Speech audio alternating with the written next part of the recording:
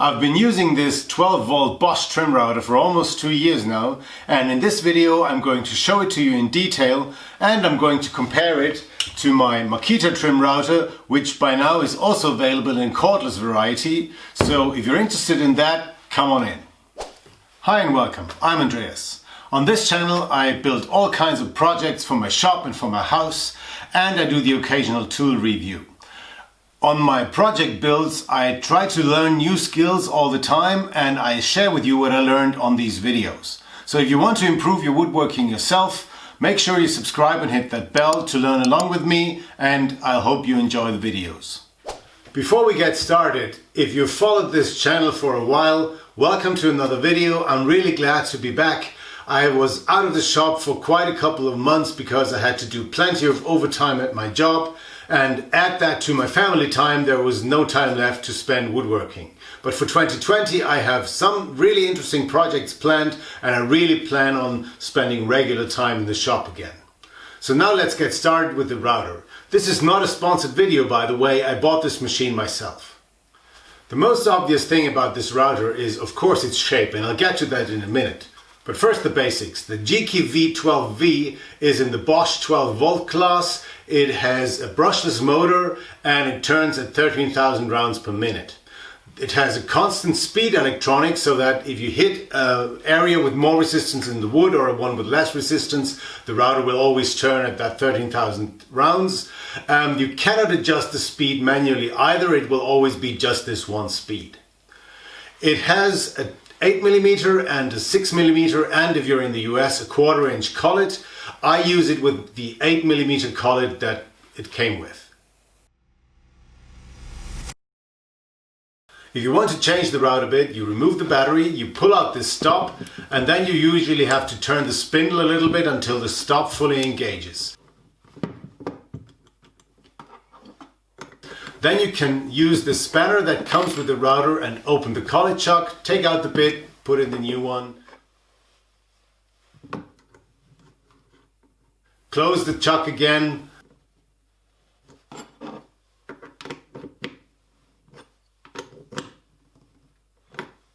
And push back the stop, put in the battery, and you're ready to go. This is all very convenient and very quick. To adjust the height of the router bit, there is a coarse and a fine adjustment. For the coarse adjustment, you push this button and then you can push the base in or pull it out just so, like so. Once you release the button, the screw engages and you can finally adjust the router base using this turning wheel here. Or if your fingers are a bit thick like mine, you maybe find it a bit difficult to get in here. There's also the possibility to use an Allen wrench and reach for that Allen screw at the bottom, which also allows you to finally adjust the router bit in its height. And I find that Allen wrench method much more controlled than trying to reach in with my fingers here on this screw. If you're sure you've got the correct height, there's a lock knob here at the back. Once you engage that, the height won't change because the lock knob keeps the whole thing tightly in place.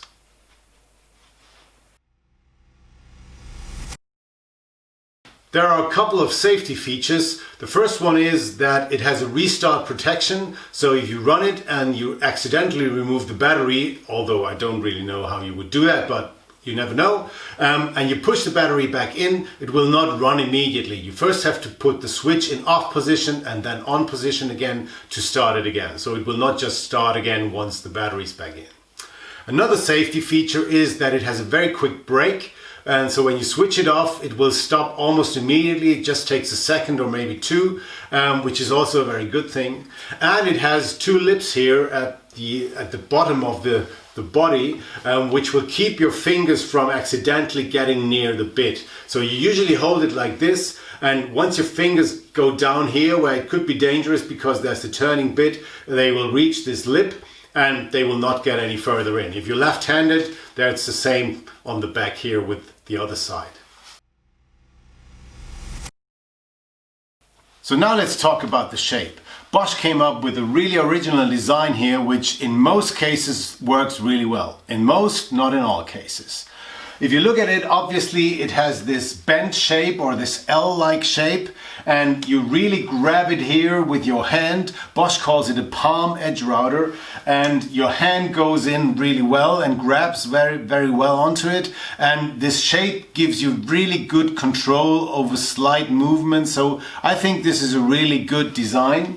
And it also has this long foot plate here, which is also very good to keep the router stable on the workpiece, even if the workpiece is very narrow. And the long stretch here gives you a place where you can put your finger. So if you need some little extra control, you can put your finger on here and press down, which gives you a very tight touch to the workpiece and thus a lot of control. Turning around corners also works very well, because that long foot plate again can give you a long piece of rest for the router once you turn around the corner, something which a smaller foot plate sometimes gets you into trouble because there is not much area left on which the router can rest once you turn around. The on-off switch can easily be operated here with your thumb while you're holding it, and you also see the LEDs here which show you how much power is left in the battery, all very convenient from the place where you look. If you're left-handed, the switch is on the back. That might not be as well suited for you and you have to look at the back, but for people who are right-handed this is perfectly made. If you're left-handed it still works okay, but obviously the switch is a little harder to reach. The one aspect where I think this design does not work very well is the line of sight from me to the router bit. I usually like to see the bit when it engages with the wood, and this is very difficult with this design. It's all very compact down here and there is not much clearing between the foot plate and the body of the router. So once this is at a height that you normally use it, there is not much space here, and as you're looking from an angle you can't really see the router bit.